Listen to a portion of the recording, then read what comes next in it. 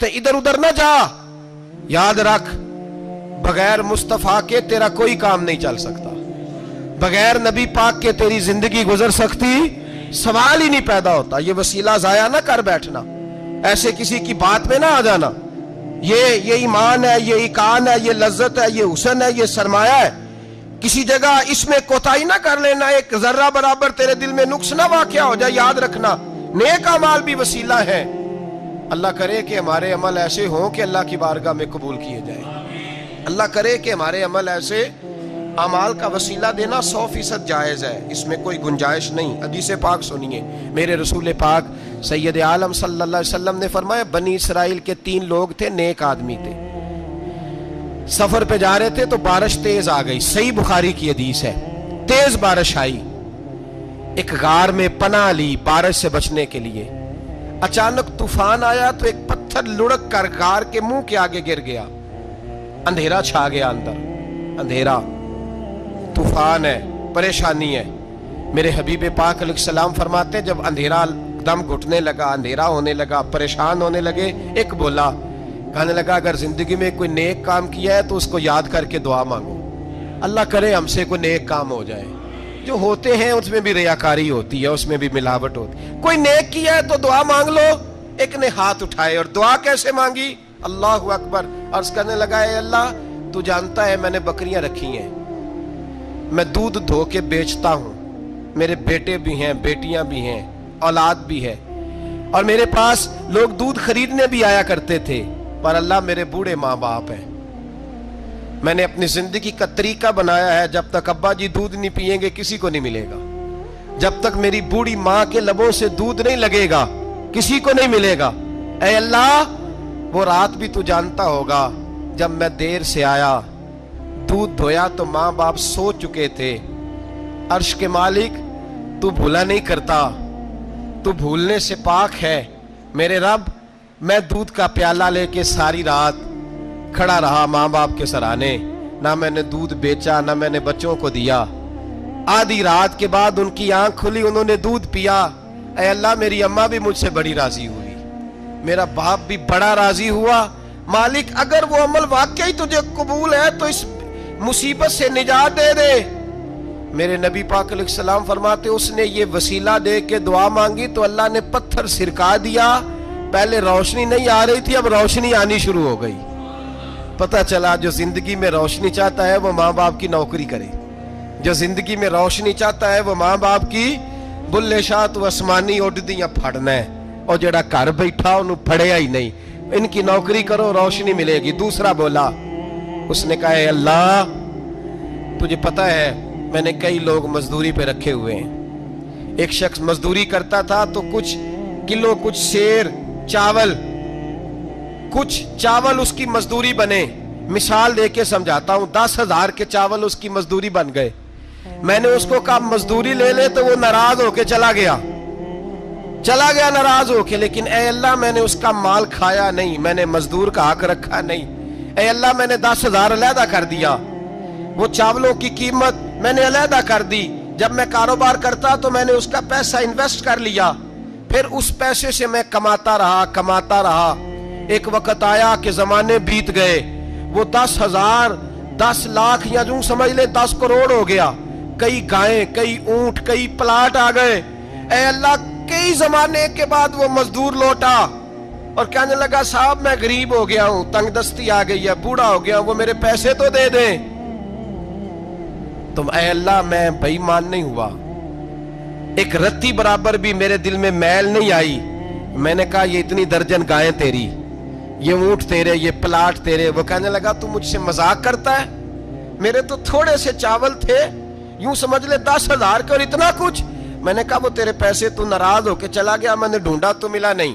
وہ تیرے پیسے میں نے انویسٹ کیے تو آج یہ سارا سرمایہ اسی کا ہے. اے اللہ وہ بوڑھا مزدور جب اتنی گائیں ملی, اتنے اونٹ ملے, اتنے اسے پلاٹ ملے تو وہ روتا دعائیں دیتا گیا. اے اللہ اگر تجھے میرا وہ عمل قابل قبول ہے تو اس مصیبت سے نجات عطا فرما.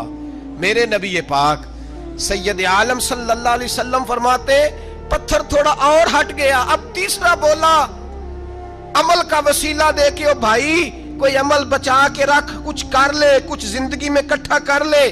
کوئی تو ایسا عمل ہو جب قیامت آئے تو مصیبت سے بچ سکے, تو قبر میں مصیبت سے بچ سکے, تو دنیا میں مصیبت سے بچ سکے. میرے رسول پاک سید عالم صلی اللہ علیہ وسلم فرماتے ہیں, تیسرا بولا, کہنے لگا اے اللہ تو جانتا ہے میں جوان, میں رانا, میں حسین, مجھے عورتیں دعوت دیتی تھی, اپنی طرف مائل کرتی تھیں, لیکن میں کسی پر نہ دیکھتا, بس ایک چچا کی بیٹی پہ میں عاشق ہو گیا, اس کے میں قریب جانے لگا, بلانے لگا, 100 دینار بھی اکٹھے کیے اس کو دینے کے لیے. ایک ایسا وقت آیا کہ وہ راضی بھی ہو گئی. اے اللہ تنہائی بھی آ گئی. یوں سمجھ لو کہ میں جوان بھی, حسین بھی, مالدار بھی, میں چاہوں تو ایک ایک دن میں 4 دفعہ میں بدکاری کر سکتا تھا. اے اللہ ساری خوبیاں تھیں. وہ بی بی میرے پاس آئی, کمرہ, تنہائی, کوئی دیکھنے والا نہیں تھا. جب میں اس کے قریب جانے لگا تو وہ عورت کہنے لگی تو رب سے ڈر جا, رب سے ڈر جا, رب سے ڈر جا. اے اللہ طاقت بھی, جوانی بھی, حسن بھی, مال بھی, میں سب کچھ کر سکتا تھا پر تیری لیے. اور اگر مسلمان ہوگا تو کہے گا اے اللہ تیرے رسول کے لیے, اے اللہ مدینے والے چاند کی بات مان کے, اے اللہ آمینہ کے معصوم کی بات مان کے, اے اللہ جناب فاطمہ الزہرا کے ابا کی بات مان کے میں نے اپنے نفس کی خواہش کو کچلا, اور کچل کر کے میں نے وہ گناہ نہیں کیا, اس کو آزاد کر دیا.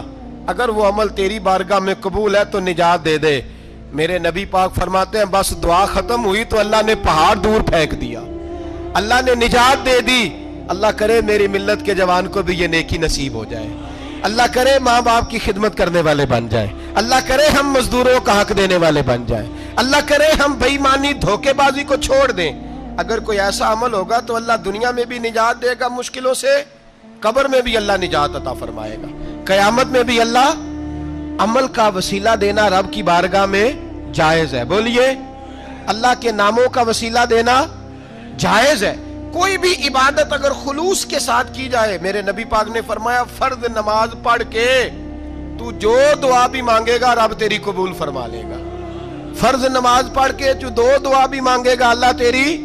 اس کا مطلب ہے اعمال کی برکت سے اللہ دعائیں قبول کرتا ہے, اللہ دعائیں قبول. بس پھر وہی دعا کرتا ہوں اللہ ہمیں خلوص والے عمل کی توفیق عطا فرما. اچھا اگر یہ والا وسیلہ جائز ہے تو بتائیے نبی پاک کا وسیلہ جائز نہیں؟ عمل میں تو کوئی کوتاہی ہو سکتی ہے, لیکن حضور کی وجاہت میں کوئی کوتاہی ہو سکتی, نبی پاک کی رحمت میں کوئی کمی ہو سکتی. ادھر سنو ایک پہلو ذرا گہرائی سے, ایک بات عقیدے کی اس کو یاد رکھنا, اللہ کو کوئی بندہ نا مجبور نہیں کر سکتا کہ ہم نے نبی پاک کو لا کے کھڑا کر دیا ہے تو اللہ مجبور نہیں ہو گیا. یہ سمجھ لیں اللہ مجبور ہے, ایک مجبور ہوتا ہے, ایک پیار ہوتا ہے. ان دونوں چیزوں میں اللہ کو اپنے رسول سے پیار ہے. نبی پاک فرماتے ہیں میں دعا کرنے گیا, اے اللہ میری امت پہ قحط نہ آئے. اللہ نے فرمایا ابھی نہیں آئے گا. اے اللہ میری امت کے چہرے نہ بدلیں, گناہ کریں تو مسخ نہ ہو, ابھی نہیں بدلیں گے. حضور فرماتے ہیں میں نے ہاتھ اٹھایا کہ اللہ یہ آپس میں لڑے نہ. توجہ کرنا جملوں پہ, اے اللہ یہ آپس میں لڑے نہ. اللہ یہ بھی کہہ سکتا تھا ابھی یہ نہیں قبول کرنی دعا. اللہ بے نیاز ہے نا, چاہے قبول کرے اور چاہے, توجہ کرو غور کرو بات پہ, اللہ چاہے تو قبول کرے چاہے تو. اے اللہ میری امت لڑے نہ, تو یہ نہیں فرمایا حبیب قبول نہیں کرتا, کہ محبوب یہ دعا مجھ سے مانگ ہی نہ. اے حبیب تو دعا مانگ, تو مانگے میں قبول نہ کروں, یہ ہو نہیں سکتا. اس طرح کر یہ دعا مجھ سے. نبی پاک نے منافقین کے لیے دعا کرنی چاہیے کہ اے اللہ, اے مولا تو مہربانی فرما, اے اللہ کرم فرما, منافقین کو بھی بخش دے. تو میرے رسول پاک علیہ السلام فرماتے ہیں رب کریم نے مجھے منع کیا, اے محبوب یہ والی دعا, یہ دعا ہی نہ مانگ. یہ دعا اللہ کو کوئی مجبور کر سکتا, لیکن اگر اللہ پیار کرے تو. بھائی دنیا داری کا چودھری صاحب کا, مولوی صاحب کا, پیر صاحب کا ایک عام مشہور مقولہ ہے, فلاں بندہ آ گیا تھا اس کو میں انکار نہیں کر سکتا تھا. کیوں جی؟ وہ بندوق لے کے آیا تھا, کر دینا تھا انکار. فلاں آدمی آ گیا تھا پھر میں اس کو انکار اور فلاں بندے کو ساتھ لے آیا تھا، اس کو انکار ہو سکتا؟ کیوں جی؟ دو باتیں ہوتی ہیں، یا پیار بڑا ہے یا عزت بڑی ہے، دو ہی باتیں ہیں، یا میں اس سے پیار بڑا کرتا ہوں یا میں اس کی۔ اللہ اپنے نبی سے پیار بھی بڑا کرتا ہے اور اپنے نبی کی عزت بھی بڑی فرماتا ہے۔ بس یہ سمجھ لے بات۔ وسیلے کا معنی یہ ہے کہ اللہ اپنے نبی سے پیار کرتا ہے، اپنے محبوب کو اللہ بڑی عزت عطا فرماتا ہے۔ نبی پاک سید عالم صلی اللہ علیہ وسلم کے وسیلے کا یہ حال تھا کہ صحابہ ہر کام کے لیے دروازے رسول پہ پہنچ جاتے تھے۔ پیاس لگی تو حضور کے پاس، بھوک لگی تو نبی پاک کے پاس، حضرت ابو ہریرہ کو حافظہ چاہیے تو نبی پاک کے پاس، کسی کو اولاد کی ضرورت ہے تو وہ رسول پاک کے پاس، کسی کو طاقت کی ضرورت ہے تو وہ بھی نبی پاک کے پاس۔ ہر آدمی جاتا تھا، انہیں پتا تھا دیتا خدا ہی ہے پر وسیلہ مصطفیٰ دیتا ہے صلی اللہ علیہ۔ اور حضور نے فرمایا انما انا قاسم، بخاری مسلم ہے، فرمایا میں تو بانٹنے والا ہوں، میں قاسم ہوں، میں قاسم ہوں، واللہ یؤتی، ہاں عطا کرنے والا اللہ ہے، میں قاسم ہوں اور دینے والا اللہ ہے۔ صحابہ ہمیشہ نبی پاک کے واسطے سے دعا مانگتے، انہیں پتا تھا اگر تیرے واسطے سے مانگوں تو کوئی دعا بے اثر نہ ٹھہرے۔ ترمذی شریف، ابن ماجہ، دیگر تمام کتب میں امام احمد نے اپنی مسند میں نقل کیا۔ حضرت عثمان ابن حنیف کہتے ہیں میں نبی پاک کے پاس بیٹھا تھا تو ایک نابینا صحابی آئے، عرض کرنے لگے یا رسول اللہ صلی اللہ علیہ وسلم میں نابینا ہوں، میرے لیے دعا کریں، اللہ مجھے آنکھیں عطا فرمائے، دعا کریں۔ اب حضور نے پتہ کیا کہا؟ نبی پاک نے فرمایا دو باتیں، یا تو صبر کر لے یا میں دعا کر دیتا ہوں۔ صبر کرے گا تو اللہ جنت دے گا، یا تو صبر کر لے یا میں۔ صحابی بڑے پیارے تھے، کہنے لگے یا رسول اللہ جنت تو اللہ اپنے فضل سے دے گا ہی، میں نے نہیں صبر کرنا، مجھے آنکھیں چاہیے، اور پھر یہاں آ کے صبر کروں، این خزانے کے پاس جا کے صبر کروں؟ حضور میں نہیں صبر کرتا، اب دعا کریں۔ نبی پاک نے دعا سکھائی، فرمایا دو نفل پڑھ جا کے اور دو نفل پڑھ کے میرے وسیلے سے دعا کر۔ کیا کر؟ اللہ سے کہہ کہ اے اللہ میں تیرے پاس تیرے رسول کا وسیلہ لے کے آیا ہوں، اور پھر کہنا یا محمد انی توجہت علیک، کہنا ہے محمد صلی اللہ علیہ وسلم میں آپ کے وسیلے سے اللہ کی بارگاہ میں حاضر ہوں، اور پھر اللہ سے کہنا کہ اے اللہ تو اپنے نبی کی سفارش میرے حق میں قبول فرما۔ کون سکھا رہا ہے؟ بولیے کس کو؟ بولیے۔ کہا جا میرے وسیلے سے جا کے دعا کر۔ حضرت عثمان کہتے ہیں وہ چلے گئے، دو نفل پڑھے، حضور کے وسیلے سے دعا مانگی۔ فرماتے ہیں وہ چلے گئے پر ہم کوئی نہیں گئے۔ آپ کیوں نہیں گئے؟ تو صحابہ کا نظریہ بتاتا ہے کہ وہ گئے اس لیے نہیں کہ ہم حضور کا معجزہ دیکھ کے ہی جائیں گے، کہتے ہم گئے نہیں۔ تھوڑی دیر گزری تو وہ صحابی جو اندھے گئے تھے جب واپس آئے ہیں تو اللہ نے انہیں آنکھیں عطا فرما دی۔ گئے تھے تو نابینا تھے، آئے تو بینا ہے۔ میرے نبی پاک صلی اللہ علیہ وسلم کا توسل، حضور کا وسیلہ خود حضور نے سکھایا ہے، خود نبی پاک نے، اور صحابہ کرام علیہم رضوان اس مزاج پر پورے عامل تھے، عامل تھے۔ حضرت عمر فاروق صحابہ میں ایک دانشور شخصیت کا نام ہے، علم کے لحاظ سے، عمل کے لحاظ سے، بصیرت کے لحاظ سے، تقوی کے لحاظ سے ایک بڑی انفرادی اور منفرد شخصیت ہے۔ حضرت عمر کے زمانے میں قحط پڑ گیا، بارش نہیں ہوتی، حالات بڑے دگرگوں ہیں، پریشانی ہے۔ لوگ سیدنا فاروق اعظم سے پوچھتے ہیں حضور اب کیا بنے گا؟ جو میں نے پہلے حدیث آپ کی خدمت میں عرض کی وہ ترمذی اور ابن ماجہ سے، اب جو حضرت عمر کی روایت عرض کر رہا ہوں یہ صحیح بخاری میں موجود ہے۔ حضرت عمر فاروق رضی اللہ تعالیٰ عنہ کا زمانہ مبارکہ، قلت آ گئی، قحط آ گیا، بارش شدید ہے، صحابہ پریشان ہے۔ جناب عمر فاروق رضی اللہ تعالیٰ عنہ سے کہتے ہیں حضور کرنا کیا ہے؟ حضرت عمر پہلے تو خاموش رہے، پھر حضور کے چچا جناب عباس کو بلایا، کوئی بات نہیں کی، جناب عباس کا بازو پکڑا اور کھلے میدان میں لے گئے۔ حضرت عمر دعا کرتے ہیں اور پوری امت کو دعا کا طریقہ بتلاتے ہیں۔ حضرت عمر کہتے ہیں اگر قبول کرانی ہے تو یہ طریقہ اختیار کرو، اگر اللہ کی بارگاہ میں دعاؤں کو مستجاب کرانا ہے تو یہ رنگ ہے جو امت مسلمہ کو میں سکھا رہا ہوں۔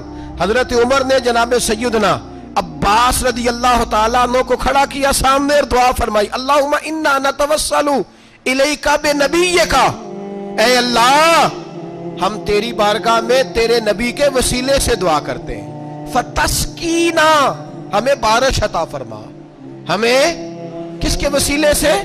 حضور، اور پھر کہا اللہم انا نتوسلک بام نبیک، اے اللہ ہم نے اپنے نبی کے چچا کے وسیلے سے بارش عطا فرما، اے اللہ ہمیں اپنے رسول کے چچا کے وسیلے سے، حضرت عباس کے وسیلے سے بارش دے۔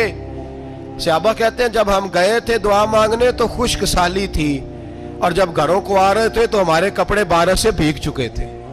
اللہ نے بارش عطا کس کے وسیلے سے؟ حضرت عباس۔ اچھا یہ بات یہاں قابل غور ہے، حضرت عمر کے وسیلے سے بھی دعا ہو سکتی ہے، دعا سیدنا عمر فاروق کے وسیلے سے بھی، لیکن حضرت عمر رضی اللہ تعالیٰ عنہ نے نبی پاک کے چچا، چونکہ حضرت عباس جب آیا کرتے تھے تو حضور کھڑے ہو کے استقبال فرماتے تھے آپ کو دیکھتا ہوں تو مجھے اپنے والد کی یاد آتی۔ حضرت سیدنا عمر نے بتلایا کہ میں اس کو لے کے جا رہا ہوں جو نبی پاک کے زیادہ قریب ہے، جو حضور کے زیادہ قریب ہے، ان کے وسیلے سے دعا فرمائی۔ امت کو کیا درس دیا؟ فرمایا جو بھی حضور کے قریب ہو اس کے وسیلے سے دعا کرو، اللہ تمہیں آسانیاں نصیب فرمائے گا۔ اب ہمارا حال یہ ہے، انتشار ہی انتشار ہے، اختلاف شک کی شک ہے، پریشانی واضح حدیثیں موجود ہیں۔ میں آج ایک صاحب کو پڑھ رہا تھا، پتہ نہیں لوگ کیوں پریشانی کا شکار ہیں، کیوں لوگ اس آزمائش کا شکار ہیں، کہتے ہیں جی وسیلہ نہیں دینا چاہیے، سیدھا سیدھا نیک عمل کرو۔ او میرے بھائی، میں نے کہا کہ اللہ کسی وسیلے کا محتاج، اللہ محتاج نہیں، لیکن اس کی عادت ہے وہ وسیلے کو پسند فرماتا ہے۔ باریک بات مشکل ہوتی ہے لیکن موٹی بات تو سمجھ میں آنی چاہیے نا۔ کوئی شخص ایسا ہے جسے اللہ نے بغیر ماں باپ کے وسیلے کے پیدا کر دیا ہو، حالانکہ اللہ پیدا کرنے پہ قادر حضرت آدم کو کیا ہے نا، حضرت حوا کو، جناب عیسیٰ علیہ السلام کو بغیر باپ کے پیدا، لیکن یہ اس کی عادت، وہ جب پیدا کرتا ہے تو ماں باپ کے وسیلے سے پیدا کرتا ہے، پھر جب روزی دیتا ہے تو پھر بھی کسی نہ کسی، کیا اس نے حکم دے دیا؟ روزی کون دیتا ہے؟ تو اللہ کا یہ حکم ہے کہ کنڈی لگا کے اندر پنکھا چلا کے سوئے رہو، روزی پہنچ جائے گی۔ کہتا اٹھ، کوئی سبب پیدا کر، باہر نکل، محنت کر، وسیلہ بنا۔ جو آدمی کہتا ہے جی میں کپڑے سی بھی خود لیتا ہوں، استری بھی کر لیتا ہوں، دھو بھی لیتا ہوں، اس سے سوال یہ ہے کہ بنا بھی لیتے ہو؟ اس کا مطلب ہے اللہ نے بندوں کو بندوں کا محتاج، بندوں کے لیے بندوں کا وسیلہ اللہ نے رکھا ہے۔ ہماری یہ موٹی سی بات بھی عقل میں نہیں آتی، موٹی سی بات بھی، کہتا ہے جی نہیں ڈائریکٹ، او خدا کے بندے تھوڑا غور کر، دیتا اللہ ہی ہے اور دے گا بھی اللہ ہی، لیکن جو ذرائع، جو وسیلے، جو سبب اللہ نے ہمارے لیے مقرر کیے ہیں، ہم اس سبب کا انکار کر سکتے؟ شفا کون دیتا ہے؟ دوائی لینے کس کے پاس جاتے ہو؟ آپ اس طرح کریں نا، چپ کر کے گھر بیٹھیں، تسبیح پڑھیں، یا شافی الامراض، یا شافی الامراض، او شفا دینے والے، او شفا دینے والے، سارا دن جی وظیفہ پڑھیں، شفا کون دے گا؟ تو وظیفہ پڑھو چپ کر کے، دوائی لینے کیوں گئے ہو؟ لیکن اللہ کے حبیب کا ہی فرمان ہے کہ بیمار ہو جاؤ تو دوائی بھی کھاؤ، پرہیز بھی کرو۔ یہ سارے فرمان ہمیں بتاتے ہیں کہ وسیلہ لینا، وسیلہ دینا، یہ تو اللہ تبارک و تعالیٰ کا طریقہ مبارکہ ہے۔ لوگ اتنی سی بات کو نہیں سمجھتے، اور قرآن نے واضح طور پہ کہہ دیا وَابْتَغُوا إِلَيْهِ الْوَسِيلَةَ، اور سورہ بقرہ گھر جا کے کھولنا، آیت نمبر 99، 80 اور 9، 99 آیت پڑھنا۔ کفار نے، یہودیوں نے نبی پاک کی علامتیں پڑھ لی تھی تورات، زبور اور انجیل میں۔ اللہ کا قرآن کہتا ہے وَكَانُوا مِن قَبْلُ يَسْتَفْتِحُونَ عَلَى الَّذِينَ كَفَرُوا، فرمایا جب میرے نبی نہیں آئے تھے تو یہ یہودی میرے رسول کے وسیلے سے اللہ سے فتح مانگا کرتے تھے، اور جب یہ رسول کا وسیلہ دیتے تھے تو اللہ انہیں فتح عطا فرماتا تھا۔ امام حاکم نے مستدرک میں لکھا ہے، اور امام حاکم انہی شرطوں پر حدیثیں بیان کرتے ہیں جن شرطوں پر امام بخاری اور مسلم بیان کرتے ہیں۔ امام حاکم کہتے ہیں کہ نبی پاک صلی اللہ تعالی علیہ وآلہ وسلم کے وسیلے سے ہر چیز اللہ عطا کرتا ہے۔ جناب آدم علیہ السلام زمین پہ تشریف لائے تو 300 سال نگاہ اٹھا کے آسمان کی طرف نہیں دیکھا، شرم آتی ہے مجھ سے غلطی ہو گئی، اور پھر روتے رہے 300 سال۔ پھر اللہ فرماتے فَتَلَقَّى آدَمُ مِن رَبِّهِ کلمات، پھر اللہ نے جناب آدم کو کچھ کلمے سکھائے جس کی برکت سے توبہ قبول کی۔ وہ کلمے کیا تھے؟ امام حاکم فرماتے ہیں وہ کلمے یہ تھے کہ جناب آدم کے دل میں اللہ نے ایک دن بات ڈالی، خود بات ڈالی اللہ نے دل میں۔ حضرت آدم کہنے لگے اے اللہ، جب میں نے آنکھ کھول لی تھی تو جنت کے دروازے پہ میں نے لکھا ہوا دیکھا تھا لا الہ الا اللہ محمد الرسول اللہ صلی اللہ علیہ، جنت کے ہر پتے پر درخت پر میں نے لکھا دیکھا تھا لا الہ الا اللہ محمد الرسول اللہ۔ تو جناب آدم کہنے لگے اے اللہ، وہ جو رسول جن کا نام تو نے جگہ جگہ لکھا ہے ان کے وسیلے سے ہی میری توبہ قبول فرما۔ تو رب کریم نے فرمایا اچھا حبیب کی بات کرتے ہو، چلو آدم فتاب علیہ انہ هو التواب الرحیم، جا میں نے تیری توبہ قبول کی، میں ہوئی بڑا مہربان، میں ہوئی بڑی توبہ قبول کرنے والا۔ شیخ سعدی فرمایا کرتے تھے اگر تیرے باپ کی توبہ، جناب آدم کی توبہ مصطفیٰ کے وسیلے سے قبول ہوتی ہے، تو کیوں انکاری ہو گیا ہے؟ تو کیوں انکاری ہو گیا؟ کیوں نہیں حضور کا وسیلہ مانگتا؟ میرے نبی پاک سید عالم صلی اللہ تعالی علیہ، لوگ بڑی ڈھٹائی سے انکار کرتے ہیں، بڑی دلیری سے انکار کرتے ہیں۔ او خدا کے بندو، یہ وسیلہ تو بڑا ضروری ہے، یہ وسیلہ تو بڑا قیمتی ہے۔ میرے نبی پاک صلی اللہ تعالی علیہ وآلہ وسلم نے خود یہ وسیلہ سکھایا، صحابہ اس کے قائل تھے۔